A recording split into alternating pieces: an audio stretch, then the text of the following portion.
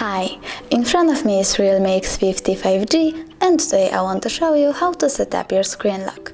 Open Settings, then scroll down and choose Fingerprint, Face and Password. Click Set Lock Screen Password and wait 5 seconds.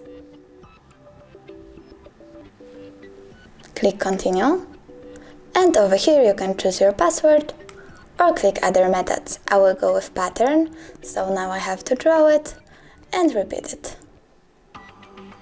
Do you want to add fingerprint? I don't, but if you do, click Add and follow the instructions. So now, when I turn off my screen and turn it back on, pattern will be required.